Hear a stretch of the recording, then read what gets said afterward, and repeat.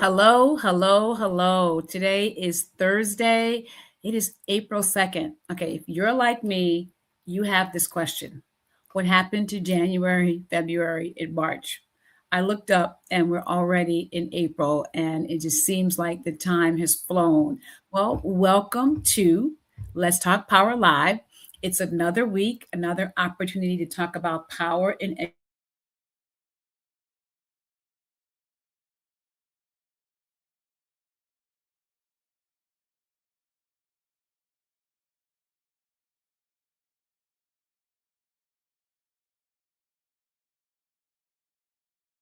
and a way to help you manage it and disrupt the ways that it can be harming your environment. I'm Dr. Tangerine Marshall. I am the CEO, founder of Liaison Educational Partners, where we sit at the intersection of instruction, of culture, and of curriculum. And I'm excited to join you here.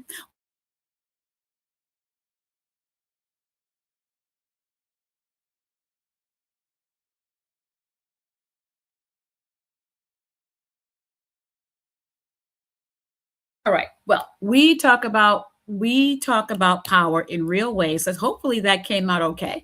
And I want to just give you something to think about. I am thankful. I always do a thankful Thursday to start our show out with because to be thankful opens you space for more in your life. What am I thankful for? Well, I'm thankful that my grandson's coming to visit me for a whole week. He's going to be here. He is everyone thinks their grandkids are exceptional. Mom, no different. Our grandson asked his parents if he could come visit us and fly by himself. He is 6 years old and he is excited to take on that adventure. So I'm thankful for an adventurous grandson. I'm also thankful that it actually is spring, even though outside where I am, it doesn't feel like spring. But anyway, let's go ahead and get down to our work today. Welcome. Let's Talk Power Live. We learned something very interesting. We learned that many of you who are tuning in are not subscribers. If you are tuning in and have not hit that subscribe and like and share button, please go ahead and hit the subscribe button. We know that it really affects algorithms. We are growing this show. We are a new show. We're actually going to turn two this year. We're a new show, and we want to invite you to join us on this power journey. So hit the like, subscribe button. We're talking to leaders, educators about power and education. People ask me all the time, what is power in education? And I tell them the same thing that I'm going to share with you right now. And here is what power in education is all about. Education is the instrument of democratic designs, and it is no less the instrument of power, the control of information, the shaping of understanding, and the influence of judgment are critical elements common to democratic design, power theory, and educational philosophy. That is what power in education is all about from a capital P perspective, the way in which those who have authority use it to shape the access, the resources, and tools that young people get.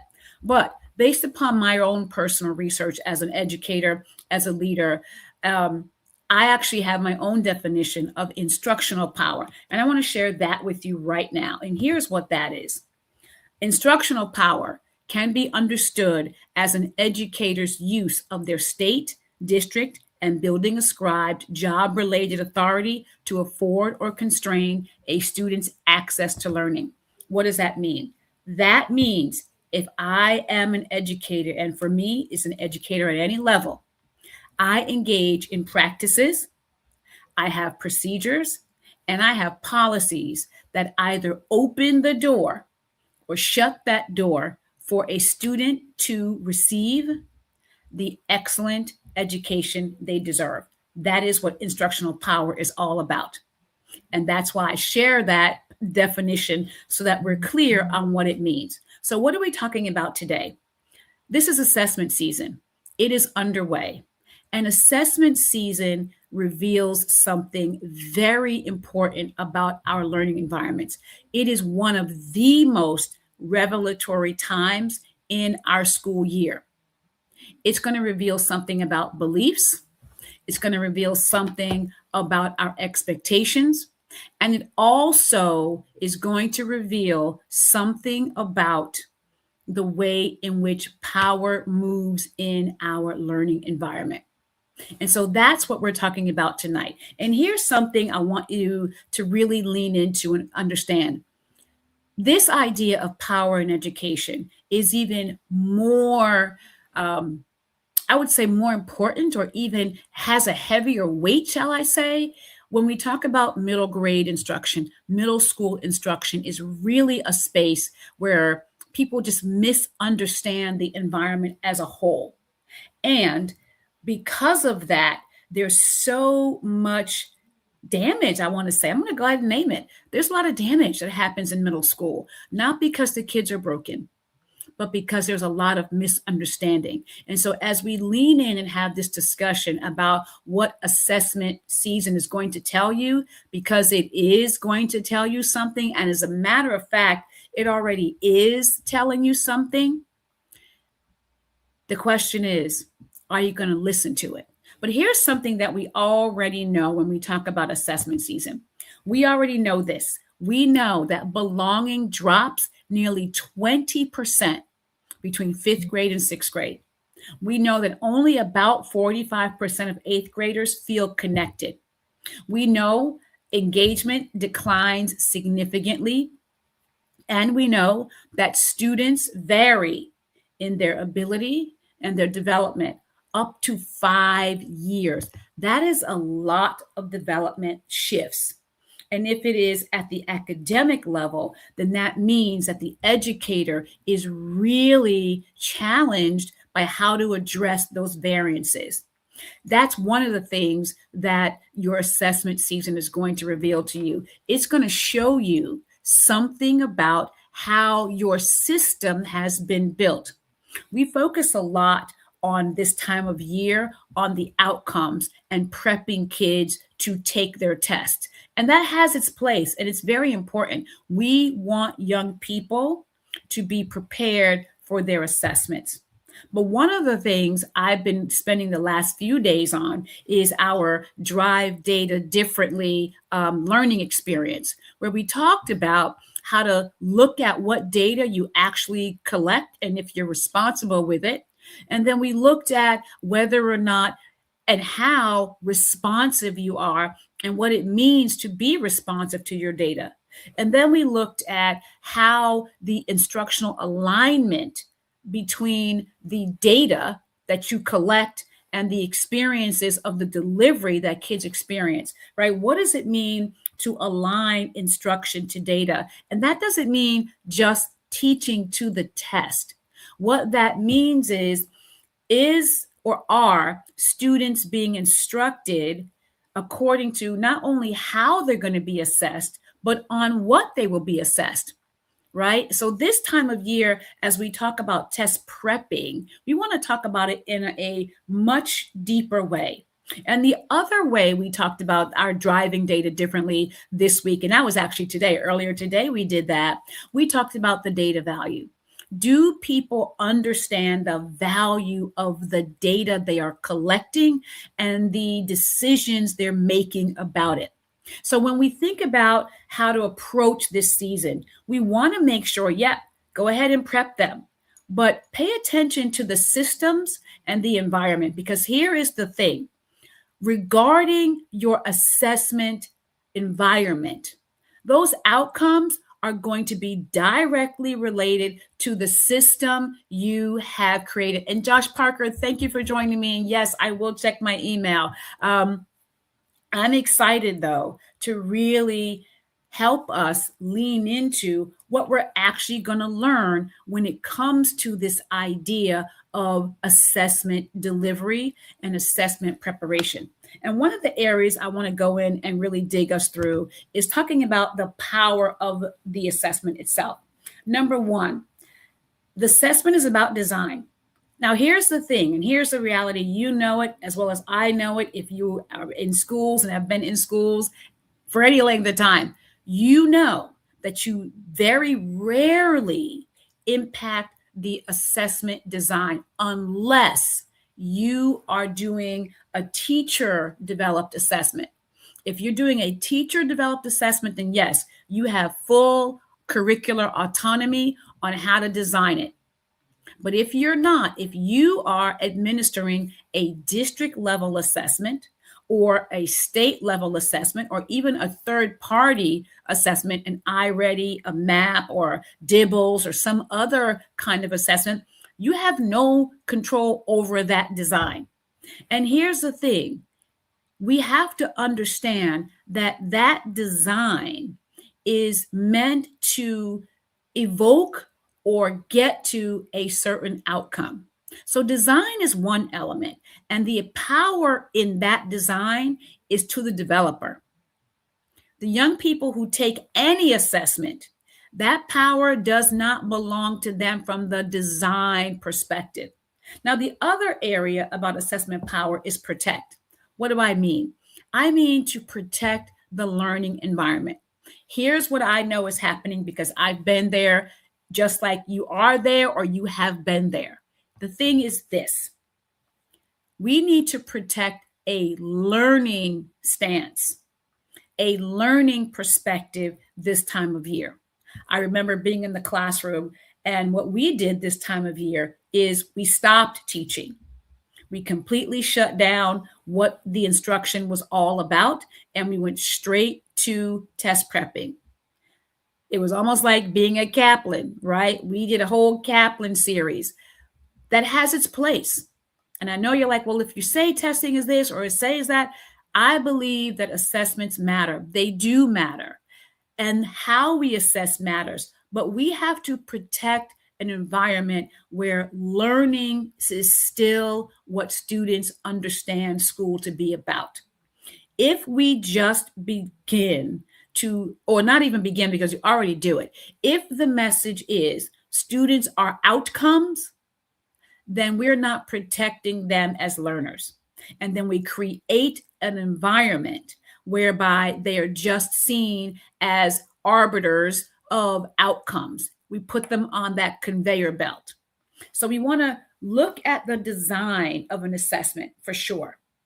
And then we really want to lean into the protecting of the environment itself. Because what you're going to learn when you get your outcomes, yeah, you're going to get outcome data. But what you're going to also get is a readout on your assessment environment and your learning environment as a whole. And if this is resonating with you and you're like, oh, wow, you know what? This is what's going on in my environment. I'm going to ask you to join me and then subscribe because this is what we talk about here about power. So go ahead, like, subscribe, share. I get back. But the next thing I want to talk about is prioritize. Prioritization. What are we prioritizing? We're prioritizing learning. We have to prioritize learning. Assessments are a learning tool, not just outcomes. We have been seeing NAEP scores and we've been looking at the scores a lot with dismay because we are seeing that young people's reading ability is stagnating and in a lot of places it is regressing. And that's been pre-COVID. So I know a lot is going on about COVID learning, but our assessment outcomes nationally have really been on a decline for a number of years. But we have to prioritize the learning. What are students learning? If in fact what they are being taught and what and how they are being assessed are not fully aligned, then we are not prioritizing learning. And I know that educators on every level get very hung up on whether we're teaching to a test. The goal is not to teach to a test. The goal is to ensure your students are prepared for the assessments that they will get. Do they have opportunities to experience the assessment environment? That's learning. Do they have opportunities to grapple with the kinds of questions that they're going to get? That's also learning. Do they have a clear expectation of if they're doing open-ended or open response assessment questions? Do they have a clear understanding of how to put forth their best understanding and their best way of demonstrating their knowledge, skill, and ability? That's learning. That's prioritizing learning, because if we don't do that, let me tell you what's going to happen. The students whose families can afford it, they're going to be ready. And the vast majority of students whose parents may not be able to afford it will not be ready. And so, as a learning environment, we want to prioritize that, right? We want to be careful that we understand the design. As an educator in a classroom, do you understand your assessment design? The ones that you do not develop? Are we protecting a learning posture? And are we prioritizing that? Are we prioritizing an environment whereby the learning is critical? That's the question, right? And so as we go forward, I want us to think about a leadership learning perspective as well. So here we go. When there's pressure, and this time of year is pressurized, as a leader, when pressure increases, here's what traditionally happens. First thing, control increases. Why? Control feels comfortable. Next, data is reviewed, absolutely reviewed.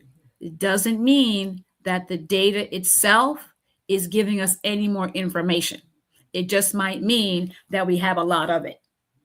Next, students are measured. They're always measured. But here's the thing. If they're being measured and we don't have any additional information, what are we measuring? Do they understand why they're being measured? Do they know what they're being measured on? The other thing that happens is instruction narrows. We shut it down. We highlight what we call power standards. I've been there. I know it has its place. But if you have not been anchoring in these standards all school year, doing it right now isn't going to do that much for you.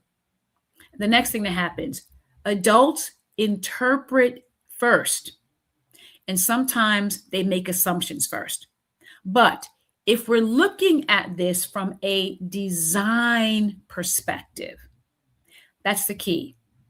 Assessment season as a design perspective. Here's what could happen. You design, it becomes more intentional. You design this time of year with more intentionality, as opposed to just the control. The experience is investigated. How are young people experiencing this time of year? What does it look like and feel like as you, the leader, walking through hallways, going into classrooms? Are you stopping young people in the hallway, asking them about their experience with assessments? And then students are meaning makers. This is a critical element. How many times are students made, or not even made? How often are they allowed to be meaning makers of their own assessments? I'm partnering with a school in Massachusetts right now, and I talked to one of the principals, and we worked through a structure of mistake analysis. And we do this structure whereby students predict their outcomes, and then they get their outcomes, and they do a comparative analysis. And she said it worked really well with their writing, because for the first time, young people were brought into the process of analyzing their outcomes.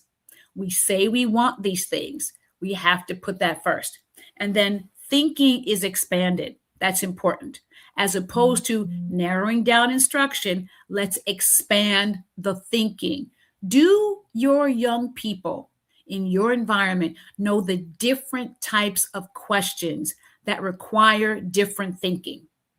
Do they know the difference between a recall and a reproduction question versus a strategic thinking question? Do they understand a basic comprehension question versus a extended thinking question? And do they know how to approach that? And then, as opposed to just adults interpreting first, students engage first. We keep saying we want these structures for our young people, but are we creating the environment whereby they get it? Somebody challenged me today. They said, well, does this even matter when for the last 20 years kids can't read or write? And I said, well, yeah, it does matter, because sometimes when we use our instructional power, we're using it to the detriment of the very thing we say we want.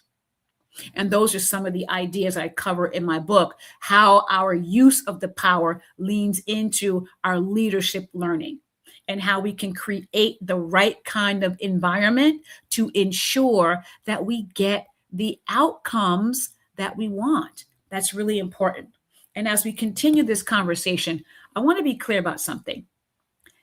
This time of year, it isn't about the test. We think it is. It isn't about the test. This assessment season is going to reveal a couple of things. It's going to reveal what we prioritize. It's going to reveal what we are willing to interrupt. It's going to reveal who we trust to think. And it's going to reveal who we reduce to just outcomes. And we know that we reduce our kids to outcomes and levels. Every one of these leadership decisions makes a difference. Every one of them makes a complete difference. And so as you are beginning to consider what your assessment season is revealing for you, and if you want to work through some of this, I want to invite you to something. We are re-engaging our leadership. It's not really a leadership. It's called our Facebook Instructional Power Learning Community. It's on Facebook. It is Liaison Educational Partners Instructional Power. What is it? It's our community. It's a whole name, right? So I'm remembering it because we haven't had it for a while. It's just been hanging out there, and we've decided to bring it back. And because we want to go and be partners with you in this work, because we know it's not easy. And so if this is something that you're thinking about, go ahead and you want to keep working with us and partnering, not working with us per se. Of course we want that, but really digging into your understanding. We're going to be doing a lot of this work over in our learning community on Facebook. And so before that, I want to, as I've done every week, I'm going to give you 3 power moves, but I'm going to do something differently tonight. This time, I'm going to actually walk us through a deep dive on one of them so we can take a look. So let's get started on that one and see how it works out. So our first power move is we want to make data a shared experience. This is what it looks like. Students engage with their own data before adults finalize interpretations. Teams create space for students' reflection alongside the analysis, and leaders normalize multiple perspectives on what data shows. Let's take a look at each one of these 3 practice elements so that you can begin to do this tomorrow or Monday. So the first thing is make it a shared experience. Students engage with their own data before adults finalize interpretations.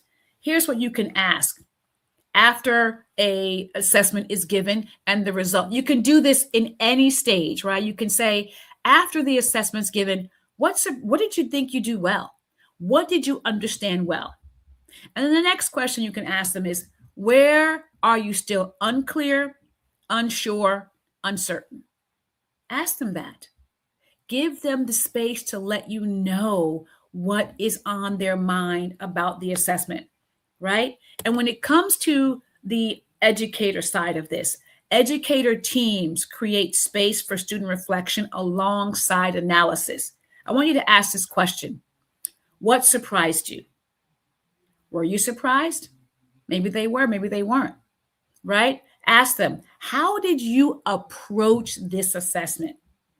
because sometimes we don't ask them that. And then ask them this question: what strategies can you shift? Because maybe they need to shift some understanding between the different types of questions they're going to get. That's really important to think about. And then on the leader side, I want you to think about this: leaders normalizing multiple perspectives. I want you to consider this: conduct a cross population roundtable on either a benchmark, a recent department set of assessments, and especially on your upcoming state level assessments. Make sure your students are in there, because that way you're going to create this environment where the data is going to be stronger because students are going to be involved. The impact of those three with the students and the teacher teams and the leadership teams, the impact of this is that stronger student data ownership that we all say we want, and agency development. That's really important. We keep saying we want these things. Here's how to get it done. If this is resonating with you and you're saying, you know what, this is what I'm experiencing in my environment, go ahead, hit the subscribe button, hit the like button. This is what we talk about here. This is the kind of instructional power that gets to what we say we want for students. And then let's go on to the next power move. We want you to shift from just results to design thinking. The design, not of the test, because you can't control it, but you can control the environment around it. What does that mean? You're going to ask this question anyway: what results did we get? Yes, you're going to ask it. Keep asking it, but add this question: what did we design to produce those results? Here's your question, right? You're going to shift from only asking one to this one as well. What does that mean? The impact of that is this: you're going to get a balanced analysis of the outcomes and the conditions that produce them. You want that balance, and that's important. And then move number 3. I want you to pause. Please pause before responding to data. What does that mean? Number 1 thing, name assumptions. You're going to have them.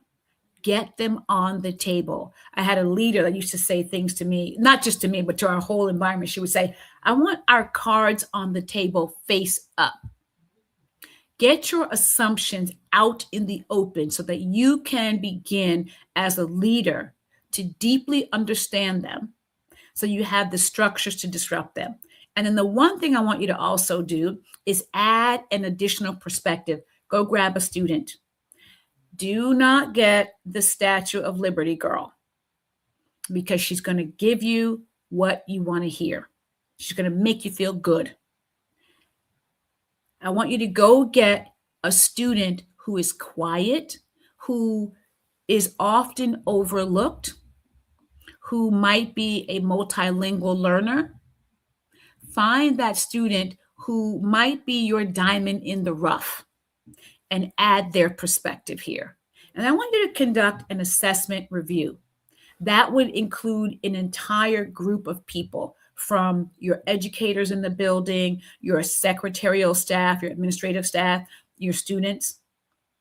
Include a roundtable, because if you want to design an environment that really does do something differently, you're going to need to do something differently.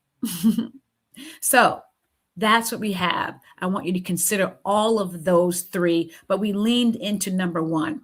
And if number 1 is something you want to experience and try out, join me in our Facebook group so that we can really begin to talk it through. And let's go ahead, and I want you to remember something. And this is critical. Assessment season will tell you something. And in fact, it already is. It's going to tell you something about your culture. It will tell you something about your expectations. And it will tell you something about your systems and your leadership. All of those. The question is not, what did students learn? The question is, what did this season reveal about how we led and how we lead? because that's as important as the outcome that kids generate or get from you. So I want to thank you for another episode of Let's Talk Power Live. Please remember to hit the like button. Please remember to subscribe to the channel if understanding your power in an instructional way that is actionable and not just pie in the sky. Would love to have you as part of our journey. And we will see you next week for another episode of Let's Talk Power Live. Thank you, everybody.